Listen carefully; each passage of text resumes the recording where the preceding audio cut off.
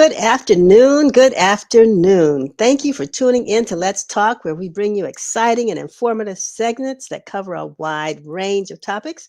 I'm your host, Denise Rolark Barnes, publisher of the Washington Informer. And hopefully, you're not like me, just suffering from a cold. This is still cold and flu season going around here, folks, and a little bit of COVID. So I hope that you all are taking care of yourselves and if you got to wear your mask, don't be ashamed, wear your mask. But make sure that you're taking care of yourself, getting plenty of rest, drinking plenty of fluids. And for the folks around me, they know that I've been eating a couple of cloves of garlic. So, hey, let's celebrate. But anyway, before we move on with our programming, I want to bring a few things to your attention. On March 16, we will celebrate the 198th anniversary of the Black press, which means that it marks the day when the first Black newspaper, Freedom's Journal, was established by a preacher and a journalist in New York City. That publication, Freedom's Journal, was published on March 16, 1827. I want you all to think about that, 1827. I said it was 198 years ago, but this was before slavery ended. We don't always acknowledge the fact that we had people who were in colleges, who could read, who owned businesses. And so, we all weren't down on Mass's plantation. And we were all striving to get off of the plantation, which is one reason why Freedom's Journal was established. Well, the Black press considers itself the grandparents of all Black journalists, no matter where they work. As a media organization, we play a vital role in our community. And with the state of journalism today, where so many are saying they no longer trust the media, even while we are documenting the history of our nation, and for the Black press, the history of Black people in our nation, journalists, including Black journalists, are under attack. So we are excited that Reverend William Lamar, pastor of Metropolitan AME Church, has agreed to host a special service on March 16th. We're calling it Black Press Sunday. And we, the Washington Informer, which of course is celebrating its 60th anniversary, will join the members of the Washington Association of Black Journalists and our other Black press sister, the Afro News, at Metropolitan on the 16th at 10 o'clock a.m. at 1518 M Street Northwest. We hope that you'll join us. We want to see you there. We need your support, not only on Sunday, but all the time, in order to make sure that our stories continue to be told. I don't know if you know it, but Metropolitan is the church where Frederick Douglass attended. Douglass himself was a journalist and a publisher. He had a newspaper called the North Star, and is the church that held his funeral service. And is also the church recently awarded the Proud Boys trademark following a lawsuit Metropolitan filed as a result of the Proud Boys burning the Black Lives Matter sign on the church's property. So we're going to be at Metropolitan for a historic time, creating an historic moment, and we certainly hope that you will join us and help to celebrate 198 years of the Black press. Again, that's Sunday, March 16th at 10 o'clock a.m. The church is located at 1518 M, as in Mary, Street Northwest, Washington, D.C. And for those who are not in the city that may be watching this program, Metropolitan is one of the churches that streams its broadcast. So we certainly would invite you to tune in on Sunday. I'm sure Pastor Lamar is going to have a powerful word, and we're looking forward to you joining us. In addition, you all know that we are gearing up for the Washington Informer's 60th anniversary celebration on March 28th. And tickets are selling fast, folks. So we ask you to go to the website, win60legacy.com. Go to the website, learn about all of the events that we have planned, who our honorees are. We're talking about legacy. And get your tickets fast because they are selling, and the prices are going to go up. I hate to say that, but they will. So we hope that you'll pick up your tickets today, the early bird tickets, and then the prices will go up beginning tomorrow. But at any rate, we hope that you will join us and celebrate 60 years of the Washington Informer. I can't believe that we made it this far. You know, Jaman, who's our producer, we have been here and we had a conversation with some of my fellow Black press publishers who themselves are second generation publishers. And they're looking at their 60 years and a couple of 95. And of course, you all know the Afro and the Amsterdam News and the Chicago Defender are three of the oldest Black newspapers in America. But old is one thing, current and relevant is another thing.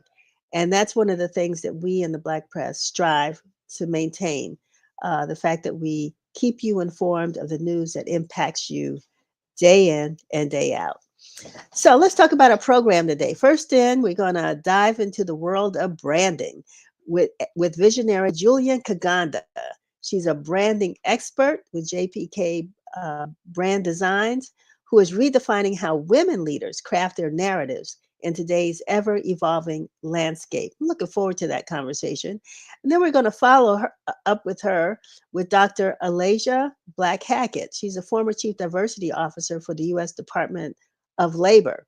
She's going to talk to us about insights on the importance of diversity and inclusion in shaping policies for a better future. I think we all understand why it's important. However, there's someone who's leading this country that doesn't like the labels. And so hopefully Dr. Hackett will be able to help us to understand when we say we're getting rid of DEI, does that mean we're really getting rid of DEI? And so far, well, I'll leave that alone. And next, Leslie Jefferson, Giant Foods Community Health Program Manager, is leading the charge for healthy living initiatives that empower women and communities to live their best lives. You know, I heard a program, I have to go there this morning on one of the networks, talking about how, because, you know, women are finally stepping into their places and their spaces, that it's leaving Black men, not Black men, but men. I haven't heard too many Black men, but leaving men feeling isolated and lonely and depressed. And we don't want that. We really don't. And so, although we focus on women in our programming, we hope, and we don't do that all the time, but we hope that if there are men who are watching, that you step into your space of power and share the program with the women in your lives. And then on the other hand, we certainly will be having more programs that impact you and your life. We want a strong community, strong men, strong women, strong and educated children. This is what makes America great. And we certainly want to be a part of that. And last but not least, I am so excited. Our lifestyle reporter, Brenda Siler, will be chatting with George Wallace. He's been here before, and we look forward to having him back about his Hulu series with Laverne Cox. He will end the program, or they will end us in the program with us with, I'm sure, a few laughs and some things to think about. So looking forward to all of our guests today. So sit back and relax and enjoy the diverse and engaging content we have in store for you today. Before we get our conversations going, please make sure you have picked up, or that you pick up, a copy of the most recent issue of the Washington Informer. If the Informer is available in newsstands throughout the DMV. We've got about 600 places. And if you are interested in getting the Informer, either by mail coming to your personal mailbox, or if you know a location where you'd like to have us deliver the newspapers, send us an email at news, at washingtoninformer.com. You know, we think we are getting them out and getting them in the hands of people who really want to read the paper and still like reading newspapers, but we don't always know the places that will open their doors to us. So if you can be that ambassador for us to find places that will allow us to come in and bring papers that are in your neighborhood or the places where you travel or your workplace, please reach out to us at news, at washingtoninformer.com. And then, of course, you know, for those who just love the digital edition, you know, you can always visit us on our website at washingtoninformer.com, where there you, hopefully, when you go to the website, you'll have the digital edition, but most importantly, you'll have news that that may not always make it into the newspaper, because we're updating the website every single day. So you can become a subscriber there. A little box will pop up. All we ask you to do is to give us your email address. We don't share that with anyone. And that way you will become a part of the Washington Informer family. And you'll be able to get from us what we call Win Daily, which is our daily news letter. And you'll see here that there are several other newsletters that we have. Our House, um, Money Talk, that is sponsored by Chase, and Deals and Offers, and Word in Black. So we have several newsletters that we think you might enjoy, but you can make your own selections. But go ahead and follow us. Click onto the Washington Informer website and sign up and become a part of the Informer family. We also want you to know that this week is another edition of the monthly edition of The Bridge. And so The Bridge is available to you inside this issue, or you can visit um, uh, what is it? wibridgedc.com. Sorry about that. wibridgedc.com, which is their website. But it's a very interesting edition. It's the influence of Black culture and fashion, music, and storytelling. And so there's some great stories in here. I mean, great articles. It's not long and pretty big uh, big, wonderful photos. I know that they love graphics. Whoops, the organization, here it is, called Black Church Sunday. I can't wait to finish reading that about music and culture. So pick up a copy of The Informer or visit the website at wibridgedc.com. And know that you can also follow us on Facebook, IG, X, TikTok, Threads, Nextdoor, LinkedIn, and YouTube. Wherever you are, we are. So we want to make sure that you can get a hold of the news and information that we publish every week on all of those platforms. And last but not least, please subscribe to our YouTube channel. You all know that, information is power, but information is not free. And although we try our best to provide you with information that you don't have to pay for, just signing up and being a part of the Informer family certainly does do a lot to help us with our bottom line. So that's enough for that. Hopefully, while I've been talking and chatting, you've been telling folks that are not watching, to sign in. We want you to tell folks to come over and follow us. But that you've also hopefully gone to the website and signed up yourself. It really makes a big difference. So we're going to take a break now and watch our weekly news broadcast with Curtis Knowles, and we'll be back on the other side. This is Win TV News, bringing you the news that matters. Apple has vowed to stick to its DEI initiatives despite pressure from a Trump-associated group. Shareholders voted this week to keep the company's DEI initiatives, rejecting a proposal from a conservative think tank that sought to eliminate them. The vote occurred during Apple's annual meeting, during which the company also announced a $500 billion commitment to investments in the United States over the next 4 years, the largest domestic spending plan in its history. The new spending plan includes a new 250,000 square foot advanced manufacturing facility in Houston, where servers supporting Apple Intelligence will be produced. The facility will be set to open in 2026 and expected to create thousands of jobs. Production will begin later this year, marking a shift from previous overseas manufacturing. Tim Cook, the CEO of Apple, acknowledged the adjustments to the DEI initiatives may be necessary as legal challenges evolve, but affirmed the company's commitment to maintaining an inclusive workplace. Proposed budget cuts by the Trump administration at the Department of Health and Human Services are getting pushback from university researchers who say slashing the budget will hurt Americans' health. Hundreds of protesters on Tuesday directed their anger and frustration at President Trump, Elon Musk, and the new Health and Human Services Secretary Robert F. Kennedy Jr. while outside of the HSS building on Capitol Hill. The rally was organized by the Labor for Higher Education Coalition, which represents thousands of higher education workers nationwide. The leader of the American Federation of Teachers, Freddie Wade-Garten, said this protest is one of many and that they plan to take their message to all 435 congressional districts, putting as much pressure as possible on members of Congress. The U.S. Department of Justice has quietly decommissioned the National Law Enforcement Accountability Database, a tool created to track federal law enforcement misconduct. The database's shutdown was quietly announced via an online statement that provided no explanation for the decision. Agencies can no longer access or update the system, which previously allowed law enforcement departments to check officers' records for violations, including excessive force. Janai Nelson, president of the Director Council of the Legal Defense Fund, commented saying, quote, "The NELED allowed law enforcement agencies to make informed decisions by providing transparency in officer hiring processes. And agencies will now lose an important tool that prevented officers with histories of abuse from moving undetected between departments."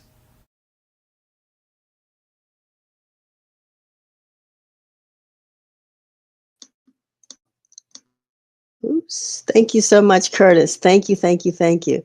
Well, again, welcome to Let's Talk. And it is my pleasure to bring on our next guest, Julian Kiganda, branding expert, author, and I'll say president and CEO of JBK Brand Designs. Julian, welcome to Let's Talk. Thank you for having me, Denise. It's a pleasure to be here. Yeah, I mean, we go back a ways, full disclosure.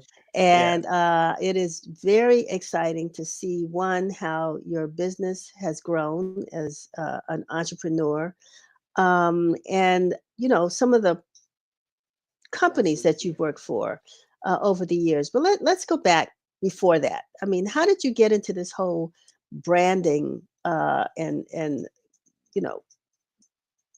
direction? I mean, what was it that got you into this as an artist? Were you an artist? Tell me a little bit about your background. Yeah. Well, interesting story. So, fine art is actually my first love. Like, I grew up always drawing something, entering all kinds of art competitions in school, and then I got into high school. So this part is going to really date me. I got into high school, and we started creating the school newspaper on the first Mac. Before that, it was all, PCs and, just lines of text. But then the first Macs came out, and we Was that the realized little box? Was it the box? the box. Yeah. That's how far back. That's a minute ago. Yes. But I remember realizing, oh my goodness, I can combine my love of art with technology and create something completely different. And so I got to design a school newspaper, fell in love with it, realized that I wanted to do graphic design. My parents, however, so just a little more background on me. I am originally from Uganda, East Africa. And most African parents are not proponents of going into careers in the arts. Definitely not in that time. Maybe a little more accepting now, but definitely That's not. interesting. Why, Yeah. Julian? Because, one of the things that we always pride ourselves in is making sure that within our homes we have African art. So we thought, Yeah. one would evidently incorrectly assume that it is part of the culture. Yeah, well, it's one thing to buy art from, artists. It's another thing when your child, who you expected to be a doctor, a lawyer, an accountant, or engineer, tells you they want to go into art because the conception is that, if you go into the art, you're going to be a starving artist on the side of the road. You're not going to be able to make a living. Like, that is the preconceived notion of what, artists do. So when I told my parents I wanted to go into graphic design, they had no clue what it was. They just knew it wasn't any of the other careers they thought I should be going into. And they honestly didn't speak to me for several months after I gave up full scholarships at several prominent universities to go study design. But I have no regrets in that decision. That was where my heart was leading me. And I think once they realized I could make a good living doing it, they started breathing again, and it was all good. But Yeah. when you call yourself an artist, you're not the typical. I mean, branding. Let's talk about branding. Right. What is Yep. that? Because we're not talking about Yeah. necessarily art that one would put on their Yeah. wall. Well, your Yeah. work can go on a wall, but that's not what we're talking about. We're Right. talking about, Right. Yep. branding. So Yeah. explain what that means. Yeah. So, and there's definitely an art to branding, right? So it's part art, it's part strategy.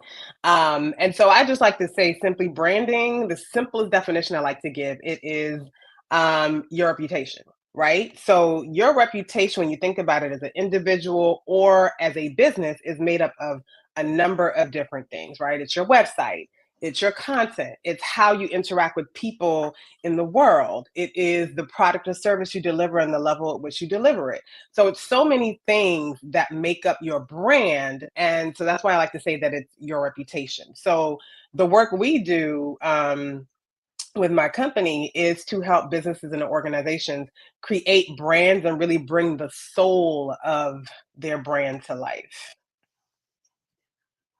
No, that's good. I mean, because it's something, people may not see themselves.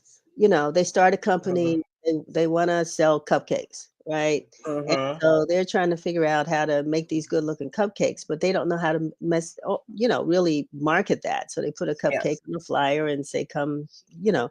But what goes into how you assist them in really creating that brand look and feel? Yeah, yeah. So we always start with the why. The most important thing is understanding the why of the business, like why you started the business, because especially now, and this is why I think people appreciate papers like the Washington Informer because of authenticity. People are looking for authenticity. And when it comes to your brand, your origin story is actually really important and it's what captures people's attention. So we always start with the why, like why did you start the business? And then we start looking at, okay, what are your unique differentiators? Oftentimes, your why is the thing that could really differentiate you from the competition.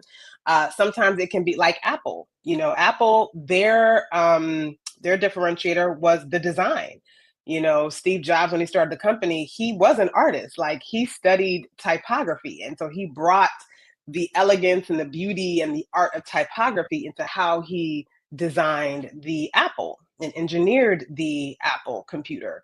So there's a number of different things that can create your unique selling proposition, as we call it. I like how Lisa Nichols put it, and she called it your unique serving proposition, like what makes you different.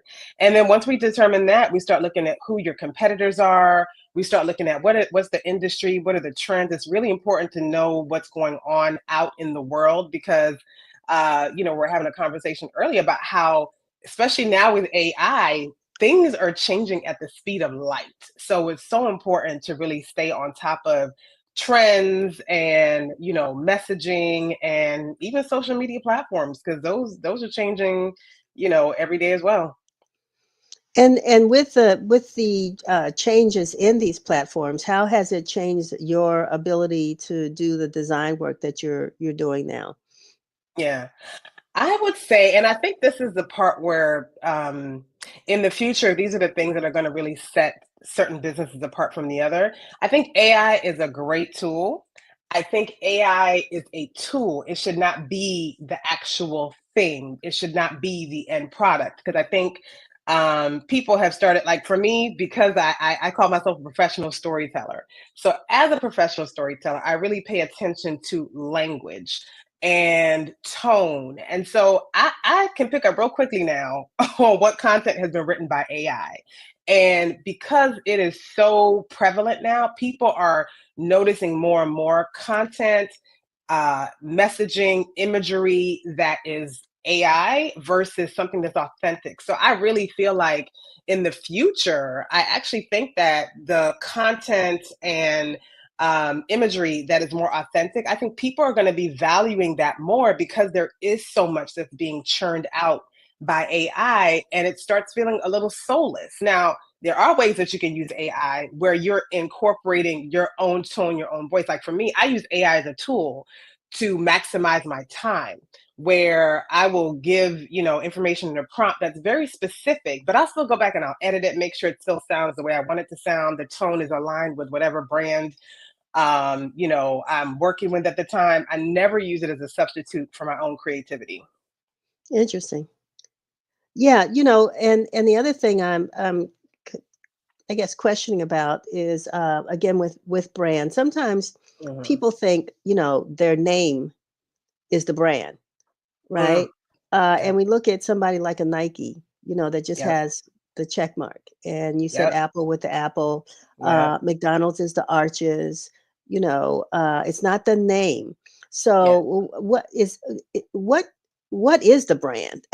Yeah. Is it Yeah. Yeah. is Yeah. it an image? Is it the name? Is it, how do Yes. you tweak it to make sure that it's Yeah. yours. And then what are some of the things that one must consider if they're switching from time to time?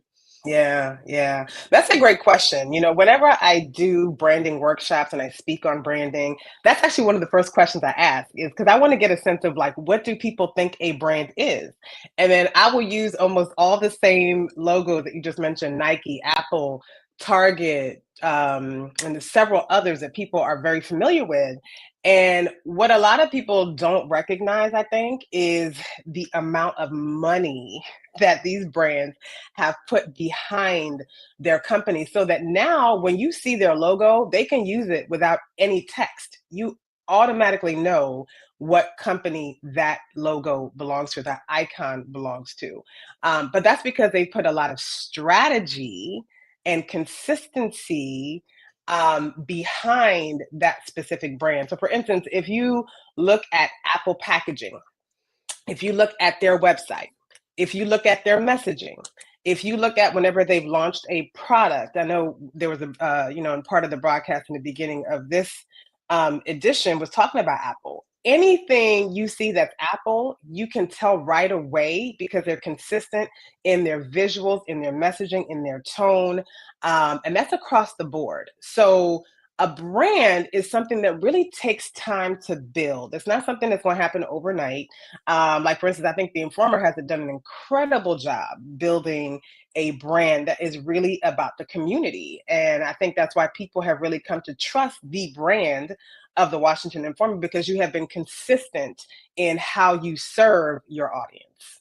Well, we went through that sort of confusion because when digital came, folks made us think Yeah, that we really needed to change the brand in order to meet the digital platforms yeah, that we were on. And so we did for a minute and then said, but this isn't us. So we went back. We went back to our original brand. yeah. And so, I mean, how much does, a printed um, brand, how much is it Mhm. impacted by, like we said before, digital? Yeah. Yeah, yeah, that's a great question. Something I do really pay a lot of attention to trends. And one of the trends that's been happening for some time, and I think COVID actually accelerated it, honestly, um, is the need for connection, right? Human connection. Of course, we know during COVID, people were very disconnected from family, from friends, from their social circles.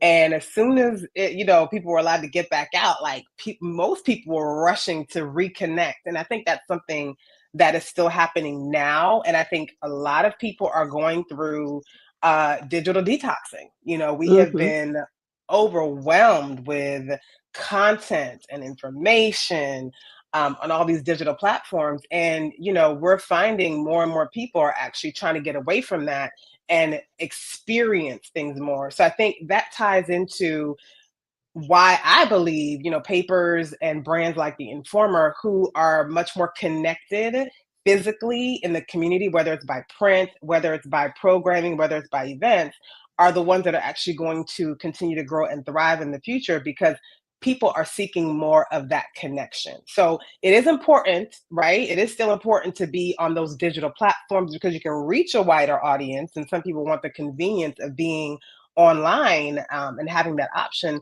But I'm definitely, one of the trends that I'm paying attention to is how much more people are looking to connect in person.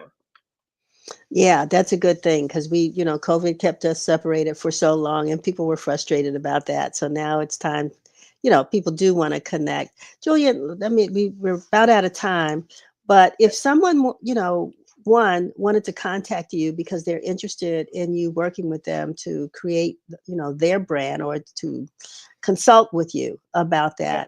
that, one, when do they know that they're ready? And two, how do Mhm. they contact you?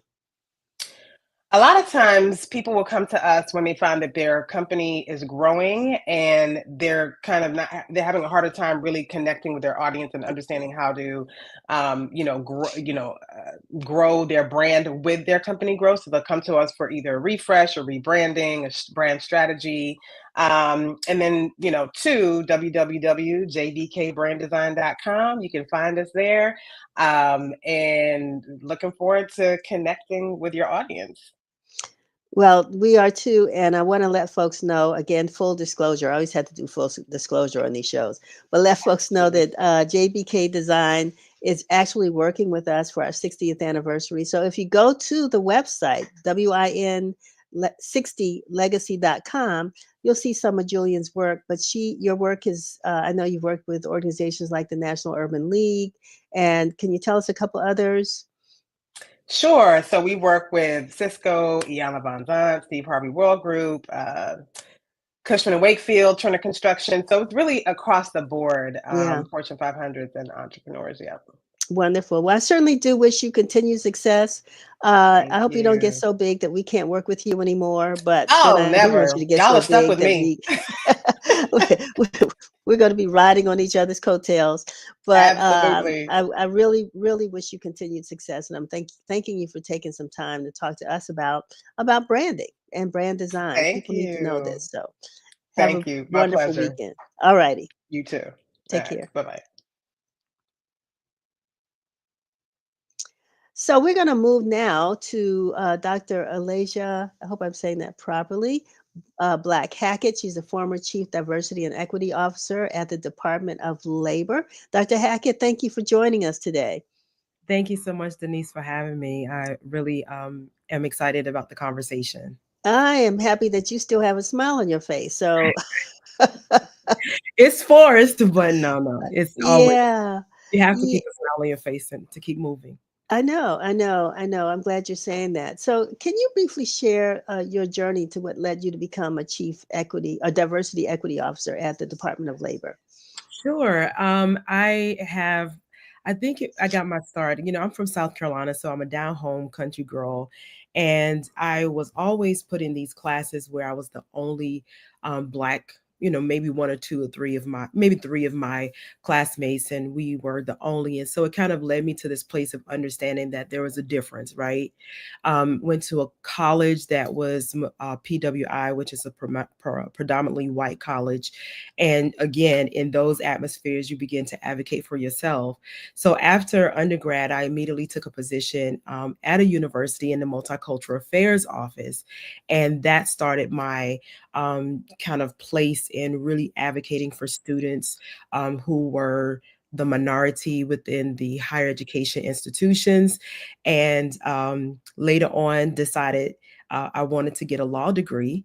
After, of course, I had a master's in public affairs, but I was appointed by Governor Northam in the Commonwealth of Virginia as the inaugural Deputy Chief Diversity Equity Officer, where we elevated and pushed for the One Virginia Plan, the first of its kind. There had never been a cabinet level Chief Diversity Officer for a state up until that time.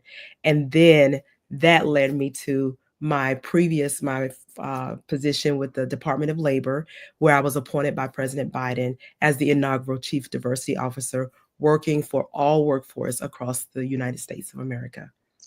Dr. Hackett, you're saying that your previous position. Tell us, does that mean that you got caught up into this Right. So situation no, we're in right now?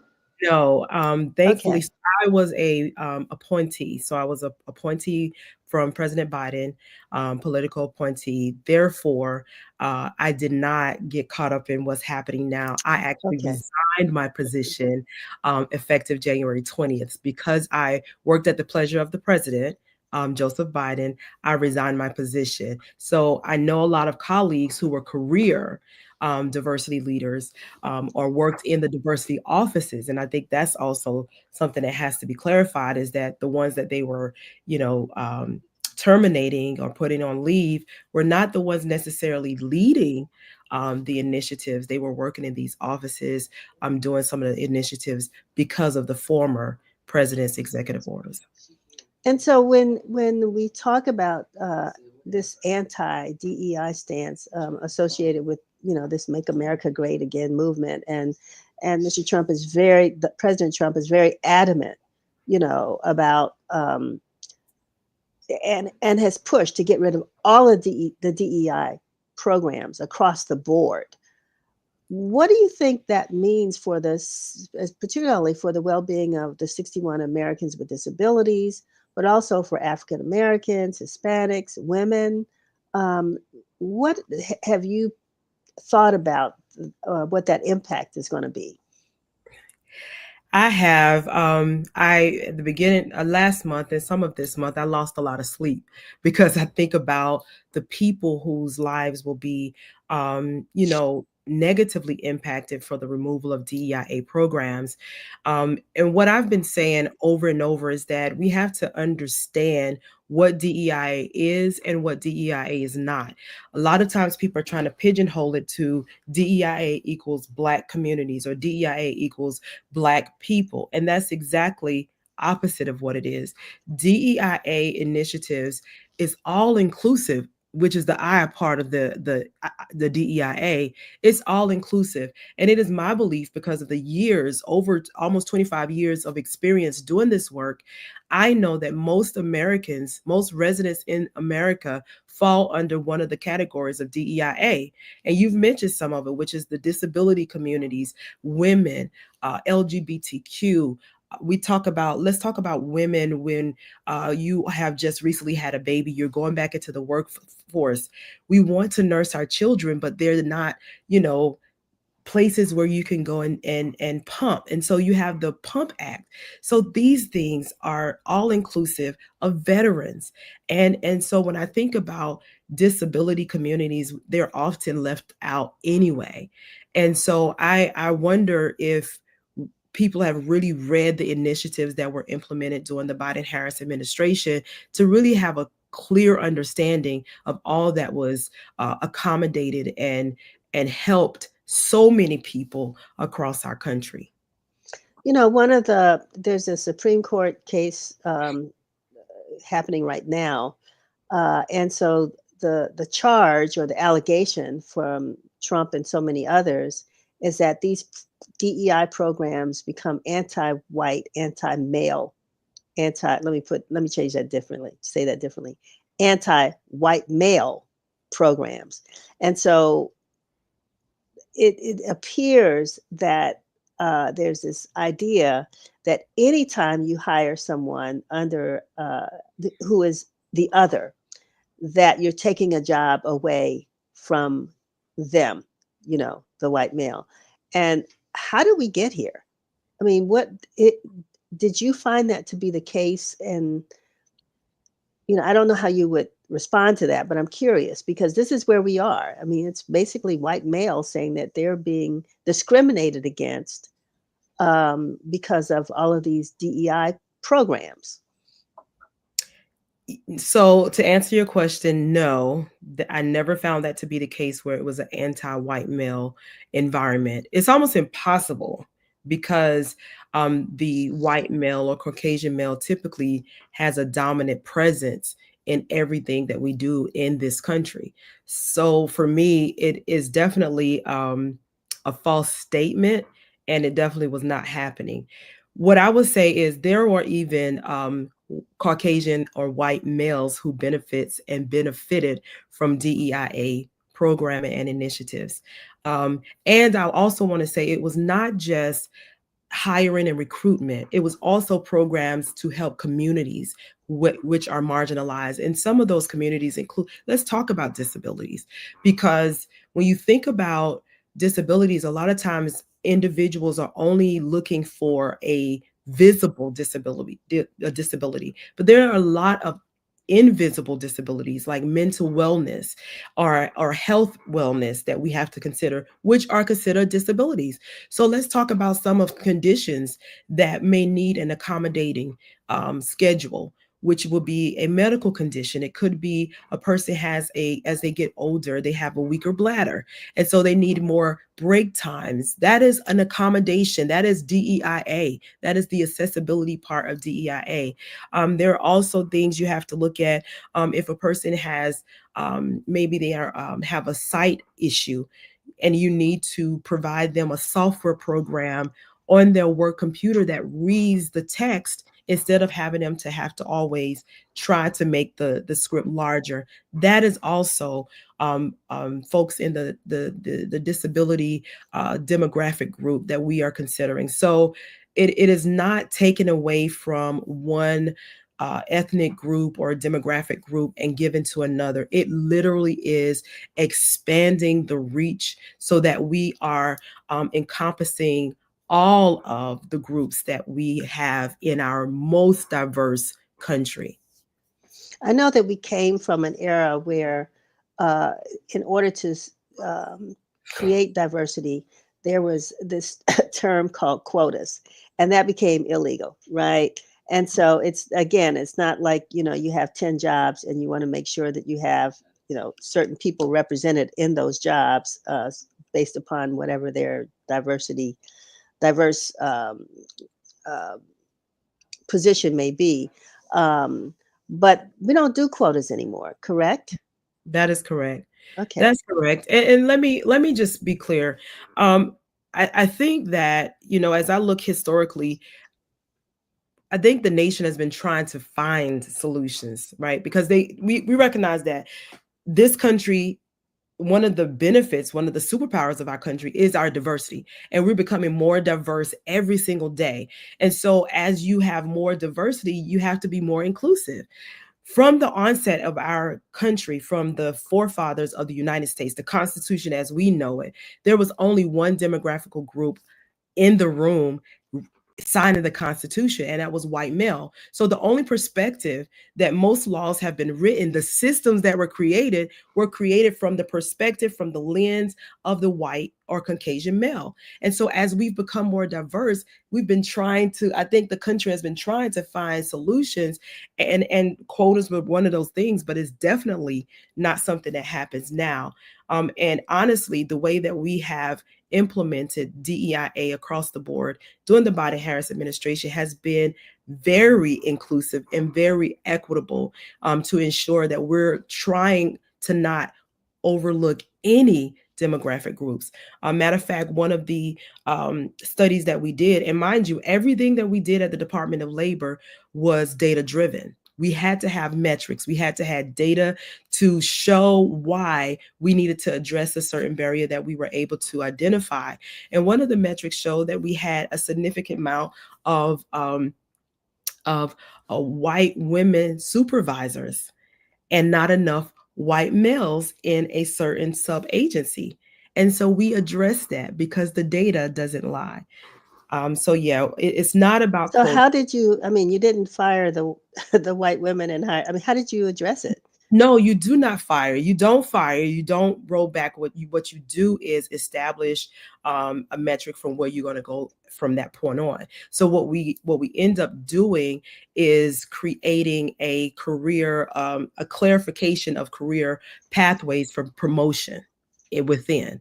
So Mhm. there was an understanding of what our employees needed to do in order to be promoted. And so we also created mentorship programs so that if someone was interested, maybe they were interested and they never had the conversation and say, hey, I'm interested in being a supervisor. And so we wanted to make sure that the information was, again, a wider net and not just I'm telling my friend, I'm telling the person that I'm closest to, because that tends to be what happens when we're thinking about hiring and promotions. I want to promote Bob because we play golf together. And so what we did was create documents that really, and programs to help individuals have internal promotion ladders.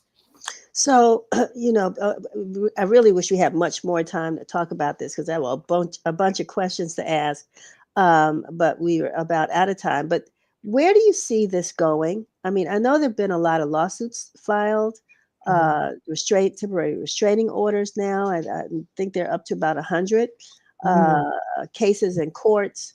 Yeah. I know that nonprofits and other organizations are trying to figure out that identify with a certain um, uh, group, whether you're black, female, whatever, LGBTQ. They're trying to figure out, now what's going to impact our funding.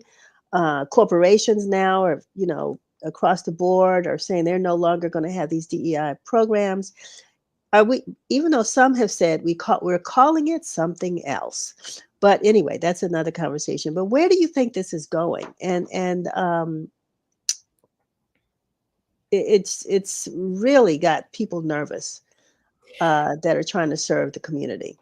Yeah, as it should. I think there's a reason for nervousness.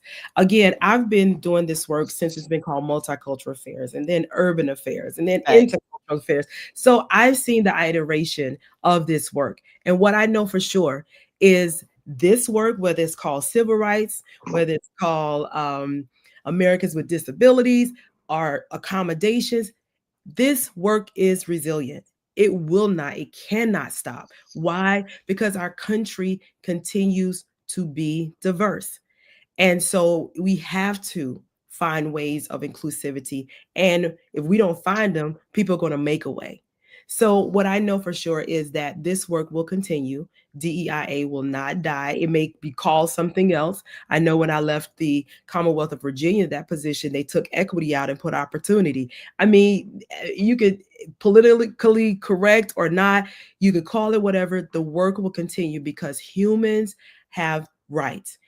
Number two, there are laws that protect civil rights. There are laws that protect Americans with disability, the Rehabilitation Act. There are laws that protect women. There are laws in place, and people should understand that the executive orders are not laws.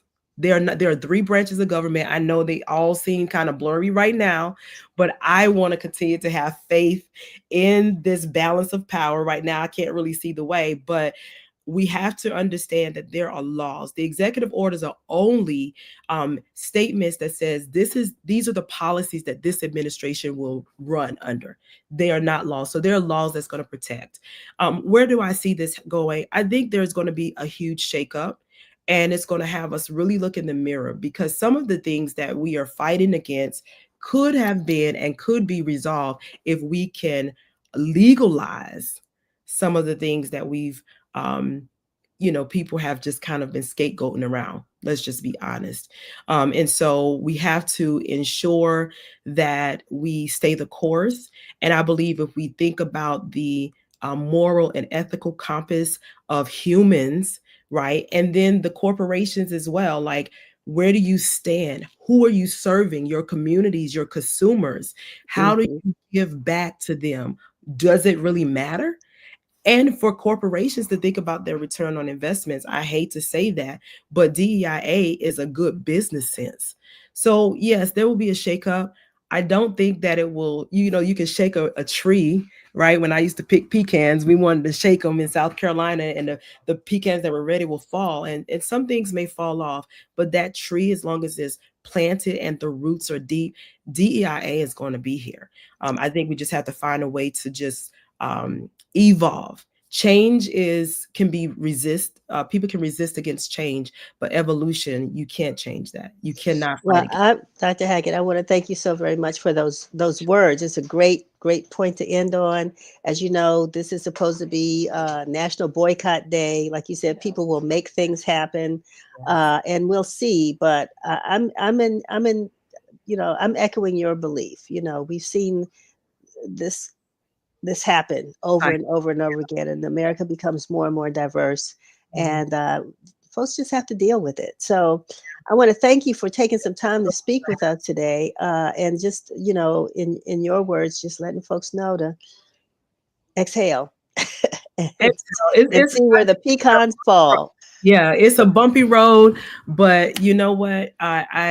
We're all built to survive, and so it's the survival of the fittest. Wonderful. Thank you so much for being with us. Thank you for having me. All righty. Have a good day. You do the same.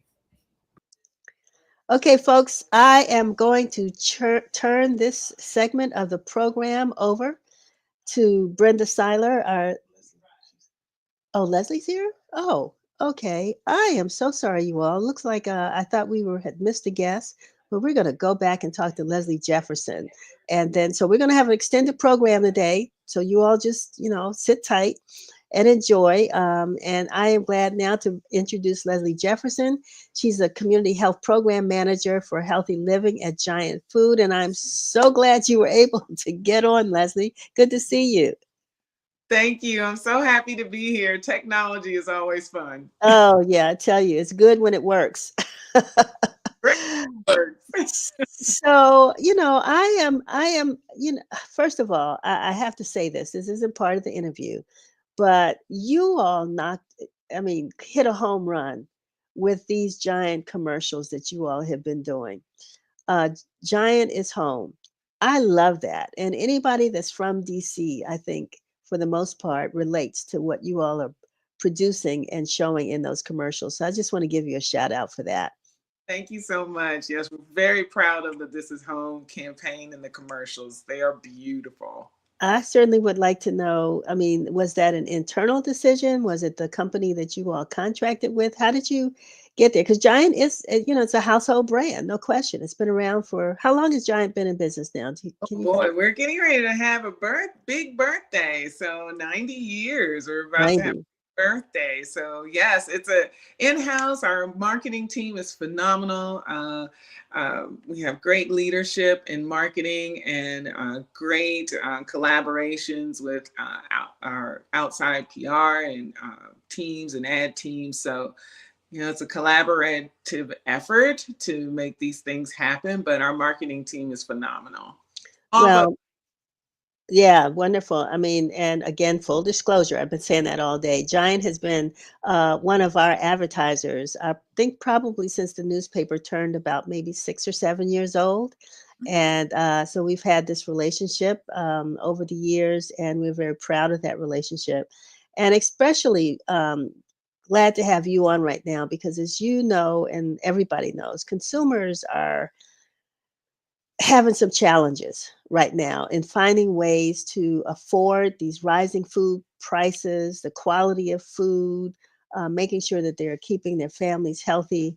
And so that's your job, correct? Not to feed the people themselves, but to give that information, yeah, correct? yeah. So what I do for the communities that Giant serves, which is the DMV, and we like to say plus D, that's Delaware also, because we're located also in Delaware, is to help families really think about purchasing foods that fit their lifestyles and their budgets. So it's a very important piece because lifestyle is different. Every family has different needs, and we like to make sure that we're able to address that. Sometimes with nutrition, people think it's one-stop shop, one way to do it, or they're influenced by social media. But we like to look at the whole person and the whole family and take all of that into consideration. And so when it comes to healthy diets, Leslie, one thing I think people, my son called me the other day and just showed me a gallon of orange juice that was, I think, $15.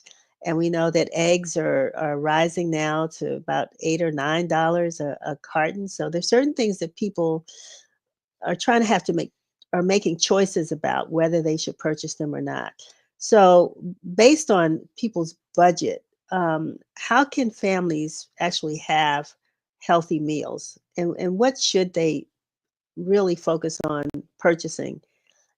Yes. So one thing to create a healthy meal is you want to have some balance. So looking at things like your fruits and vegetables, lean proteins, whole grains are very important in creating a balanced meal. And I like to point out simplicity. We all don't have to be chefs in the kitchen, and every meal doesn't have to be gourmet. So looking at things like canned and frozen foods, those we consider shelf-stable items. And I know sometimes when you say canned, people cringe and you think of sodium, but look for low sodium canned items. Those are your shelf-stable options, so they can last you a long time. Eating healthy doesn't necessarily mean it has to be freshly picked from the farm. You can get that in your fresh, in your frozen items also. And then looking for store brands. A lot of times people discount the store brands, but most stores don't have a farm in their backyards, where they're going out picking green beans and putting them in cans. We work with different distributors to make sure that the best options are available. So your store brands are key to making sure that you can create a healthy plate. First and foremost, fresh and frozen produce is a great way to do it, as well as your canned produce. So that's your fruits and your vegetables. So you want to try to get those on the plate as a starting point for a healthy meal. You know, I'm a stew, soup, beans Yeah. type person, right? Because of my cold the other day, I went and bought a whole bunch of veggies, and made some soup that will probably last me now for about 2 weeks. So I'm going to freeze some of it and do that later. But, let's talk about that. I mean, sometimes we make meals that last a day, and sometimes we can make them that'll last a few days. So Yes. talk a little bit about that. Definitely. That is the key. It's, first of all, looking at what's going on in your household. So what you're preparing when you're not feeling well is different from what you're preparing if you have a family of 4 and everybody has a busy schedule, versus if you're a person that is alone, or a party of 2 in a household. So everyone has different needs and at different times. So when you want to shop and prepare foods, you need to plan. You need to know what's going to go on in your household, one, so you don't have waste, and so that you can purchase the items that will fit what is needed for that particular week or period of time that you need to shop for. So planning in advance is key, and that helps you to stay on budget. Because then you don't buy a lot of the extras that you may wander down the aisles and see and that you want. It helps you to stay on point and stay on budget. It's funny because I'm not one of those, but for some who remember back in the day when mother or grandmother or somebody spent all day Saturday or Sunday cooking. They cooked for the week, right? Boy, were they smart. They probably wasted less money, got it all done, and the week, you're on your own. It's in there. Go get it, right? Excellent strategy, and that is what we would call nowadays meal planning or Yeah. meal. So by planning in advance, yes, you can meal prep, but you can plan small pieces. So let's say you just cook some rice. You just have rice available in the refrigerator. Okay, now you've got a piece of that meal ready to go. And you can plan to use that in different ways, in that soup, on a plate, in a stew. Or maybe now you've just gone in and cooked up a batch of broccoli, or you roasted some chicken. And now that's in the refrigerator ready to go. Those are ways that you can then start making those small creations along the way, converting that chicken into chicken salad, or maybe into a stir fry, or into a soup or a stew. So it's already done. So that helps you with time. The key is to use it, so then you don't waste the money. When we talk about meal planning is important. But sometimes we just, like you said, you may not have time to do that on one particular day. So taking smaller bites of that through the course of the week can help you to prepare meals in a simpler way. Is there a way for families to determine? Because I know people spend a lot of money on food, and a lot of times they're going in and out of the grocery store every other day to buy something, right? Which, of course, when they buy that something, they end up buying other things as well. For budgeting, Yeah. what's the recipe? What would you advise families to do to make sure that they stay on a spending budget, depending, like you said, on the number of people that they're trying to feed, what their household needs are? So first, determine the why. Why are you going to the grocery store so often? And what are some of the key staples that you have in your home already? Are you going because, oh, we're bored, or, oh, we're trying to choose a particular recipe that we want to make? Why are we going to the grocery store so often? Have we used what we already have? And if that's the case, then how are you shopping? And then how can you shop to save? I love to recommend that people shop the sales. No matter where you shop, if you shop the sales, that helps you to stay on budget.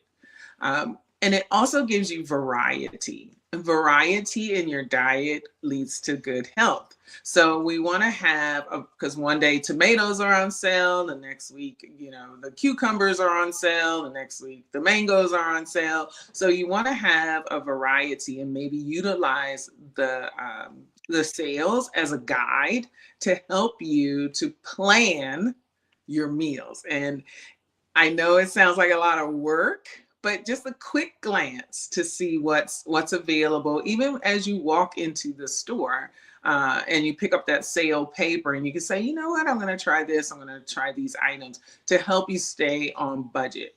And again, utilizing those store brands is a great way to help families stay on budget. The why families go into the store is different for each family because, of course, each week is different. Very few of us have the exact same week over and over again. There are many different factors that come into play, but making sure that you have a plan is very important, especially when you want to stay on budget. A couple questions before I let you go, because again, this is a conversation we could probably talk about for a long time. But some people are questioning too about shelf life. How long actually, if you buy a head of lettuce or you buy that mango that you're talking about or bananas. I mean, once upon a time, it seemed like they lasted longer than they do today. But when you purchase an item, besides the canned food item, or even canned food or frozen items, because they have expiration dates as well. So how should we consider when we're purchasing, the life of the item that we're buying and how quickly we need to use it? A great question, because that speaks to food waste. So when we're talking about fresh items, one, you want to store them like you see them in the store. So sometimes we are so happy that we have those strawberries, we rush home, we wash them, and we put them in the refrigerator. Well, we don't want to wash them first because one thing our fresh fruits and vegetables don't like is a lot of moisture. So wash as you go. If you're taking your potatoes and your sweet potatoes and throwing them in the refrigerator, they don't like the moisture. So things can start to, disintegrate. Grow. So store things like you see them in the store. So if they're refrigerated, refrigerate it. If it's out on the tables and then on the racks with no refrigeration, store it like you see it in the store. And our canned goods and our frozen goods have usually a best by date. So sometimes you can get away with going beyond that if it's stored correctly. Again, stored like in the store. If the item has frozen and it has been unopened, you may be able to eke it a bit beyond that best by date. There's also a use by date. So those are items that should be used by a certain date. And sometimes you'll see that on our canned items. So just being mindful of those dates, storing it like you see it in the store can be very helpful for making sure that you get the best and the most longevity out of your food items. Well, that was extremely helpful, Leslie, because I'm sure, a lot of people come home, they wash those grapes or like you said, those strawberries, they wrap them, put them in the refrigerator until they get to use them. And within a day or so, they look like they were starting to die on them. Not that they weren't dead already, but wait, wash as you use it. Yeah. Okay. All right. Any other advice or tips you can give us before we sign off? Yeah, I think that it's important, one, to make sure you have variety in your diet. Use those sale papers to get those budget items and to add some color to your plate. Immunity for good health. color is best. It doesn't have to be expensive, fresh, frozen, or canned. Get it on the plate and then prepare it in the way that works best for you and your family. I was about to say, you all also, because I am a giant shopper, another full disclosure, but sometimes we get these receipts that are like, you know, long, Uh, right? But, taking time to see, I guess, from your shopping habits, the kinds of, I guess, discounts that are there that you can use at a later date. Talk a little bit about that, because whole sometimes we just wrap them up and throw them away. Yeah, no, check out. We have a variety of ways to help you to save. So through our loyalty program, you can save large amounts of money. I love our loyalty plan. I'm an employee, but I love our loyalty plan. Save, please join if you have not. Also, Spies, we have different ways that you can save in store. And then all of those savings then add up so that you are able to create, you see that list and you get to see how much at the bottom that you're saved, and it's fantastic. And I also like to throw in, to help you to save more, the Healthy Living team is here. We have a variety of tactics and documents and videos on the Giant Food website that helps you to learn more about healthy eating, healthy shopping. And we even have cook-alongs to show you how to put together those budget ingredients in short amount of time. Those are the second Thursday of the month, and you can register right on giantfood.com. Wonderful. Okay. We've learned a lot. We're going to save a lot, and we're going to be healthy as a result of it. Thank you so much, Leslie, for being with us. And thanks to the folks at Giant for supporting this segment of our program. We certainly do appreciate you being here today, and we're going to have you back. We've got a couple days coming up. Easter is a good big cooking day that's coming up. 4th of July is another one, or Juneteenth. Yeah. Particularly Juneteenth. So, these are days when people get together and eat. So, right. So hopefully we'll see you again soon. All right. Have a great All right. Thank you. You too. Okay. We are way over, but that's okay because we enjoy doing the show, and we hope that you have enjoyed watching. And I am still excited to bring on our lifestyle editor, Brenda Siler, who has a surprise guest for us today. Brenda, how are you? Hey, I'm doing well. And to echo what Leslie said, I'm all over those loyalty programs. Grocery store. Yes. And I also asked, when is your senior citizen discount day? We'll get her back to find out what that is. Yes, yes. But thank you. I'm happy to be here. And we were going to have George Wallace with us today. He has a new show streaming on Prime Video. He's having some technical difficulties, but we're going to still bring the funny. We're going to still bring the laugh with our special surprise guest, Sylvia Trey Moore Morrison. Okay. So we're so happy to have her back. You're welcome here anytime, Hi, Sylvia. Hey, Sylvia. And George is having some technical problems. They are great buddies. George Wallace was so instrumental in really getting you launched nationally. Yeah. And he's a doll, and we're so happy for him that he's got this show that's fabulous on Prime Video. Well, you know what, Brenda? I was going to surprise him. Oh, I'm sorry. I missed. Did I hear you? No, you're good. Okay.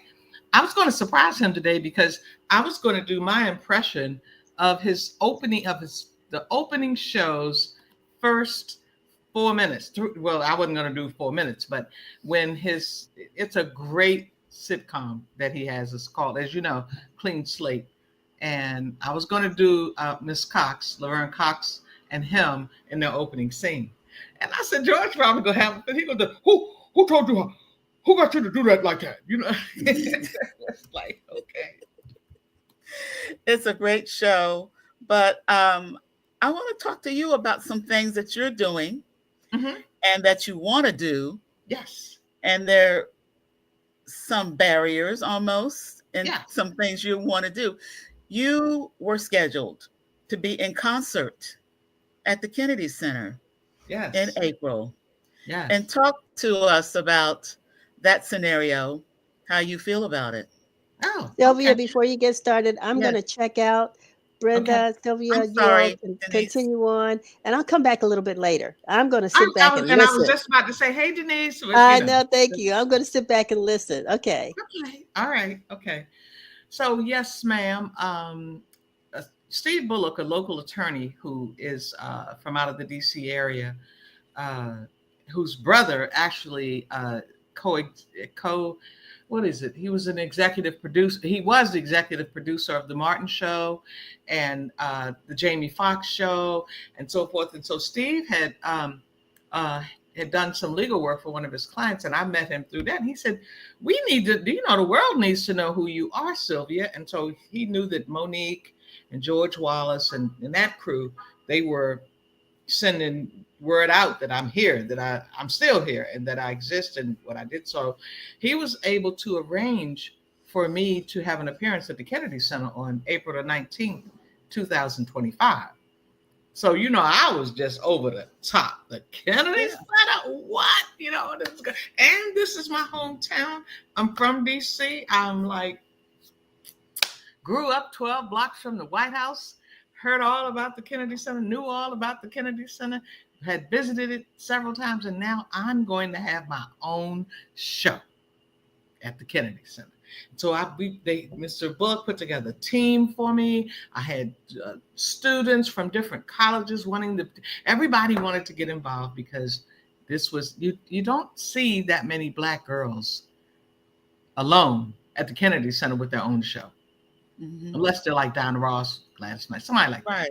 So here I am. I got a spot at the Kennedy Center. Oh my God. So I've been excited about it since almost the early part of the year because that's when it came to fruition.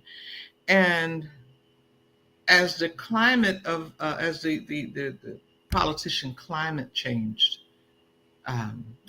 should I say politics changed, not a politician. Oh, well, however you want to look at it, however you want to do it. I saw where the Kennedy Center was going to be taken over. A lot of people were going to be leaving. I had friends there and so forth. Is that me or is no? Okay. No, you're good. I just hear some stuff and I'm like, okay. At any rate, it's probably, you know, I hear voices and stuff. As an impressionist, I hear sounds, I can detect stuff. So I might hear a butterfly flying over there and get distracted. But anyway, so when I found out that the political climate had changed and I saw Shonda Rhimes pull out, and then I saw Issa Rae pull out, and I said, you know what? When this goes down, more than likely, it's going to affect a lot of people. And I've decided I wanted to be on the right side of history. And so I canceled the show. Mm-hmm. And I can't tell you the number of Americans who have reached out to me with a salute or thank you or, oh my God, I know you really wanted to do that. And for you to give that up, you know, speaks volumes. So it's been a roller coaster on both sides, you know, on both ends. I've got all kind of news stations from across the country. They want my story, you know, what happened? How did that go about? What were you going to do there? That whole bit. So, yeah, I'm not going to be there April 19th. However, we're looking for another venue and almost got it down. Well, you are beloved. You are respected. So I know people understood and agree with the decision that you made. But when you get that other location, you need to let us know right away because because we want to bring you back and have a conversation about, you know, what you're going to be presenting at the venue when it is actually decided. But I'm so happy that you came to us today to talk to us about what's going on. There are a lot of concerns, not only right here in DC, even though we're the nation's capital and this is where things go down, but around the country, there's a lot of concern. And I've had people call me and email me, well, Brenda, are you okay? Because they don't know who is being impacted by some of the decisions that are being made. So for you to come and tell what you have decided to do is absolutely wonderful. And again, we respect you and appreciate you coming on and telling us your story. But Thank we're you, going to Brenda. have you back. We're going to wrap up now.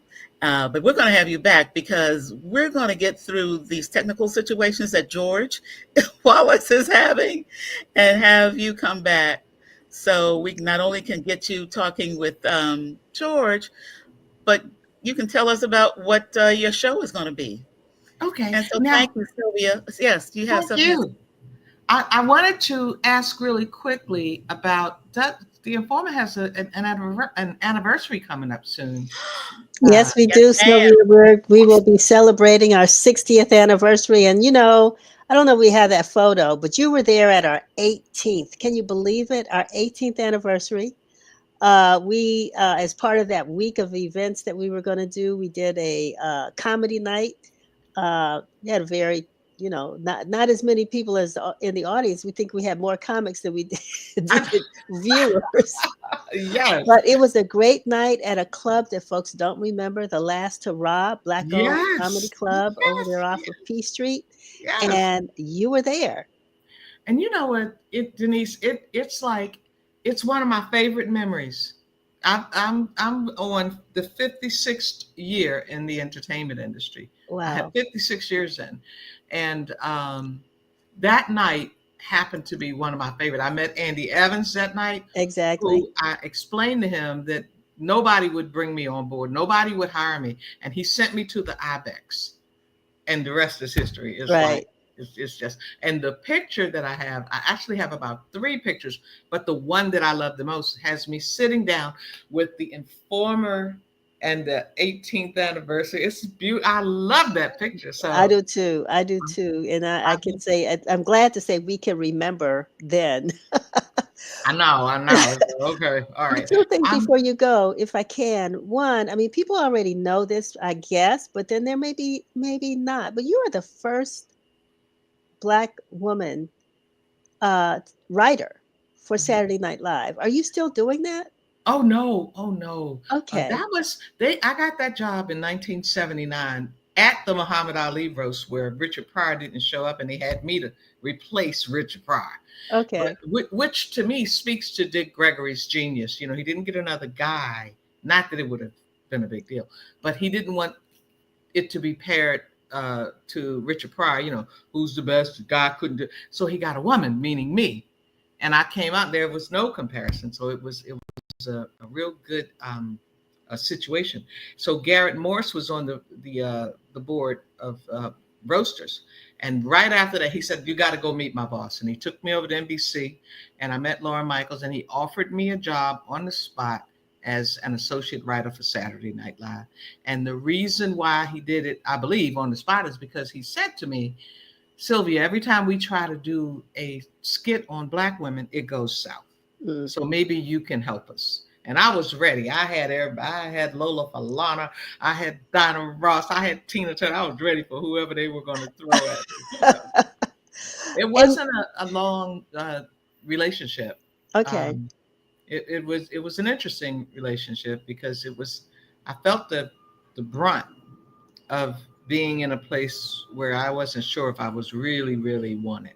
Oh, okay. If you can read in between the lines. Okay. That's the book. I'm waiting for the book. Well, it's in my autobiography. You know, I have an autobiography called Almost There, Almost, The Many Faces of Sylvia Tremont Morris. Okay. And I tell that story in the book. So I didn't know that. So the book is out, and people can. I mean, I guess you've written it. It's been out, but can we still get it? Yes, Amazon has it. Okay. And I even offer, I'm just putting up a new website in the next week, but if they contact me on social media, I'll sign it for them and have it sent to them. So Wonderful. Okay. And then you have a lot of personalities that you do. Yes. Any new ones that you've added to your list of personalities? Oh my God. I added Wanda Sykes. I went to see a show of hers, and I listened to her voice, and I said, I could do her voice just like I could do Denise Rolark. She was and so Wanda was on stage, and she said, ain't no sense in nobody asking me about anything because I'm married to a white woman, you know. And it was like I said, oh, that's easy. And then Right.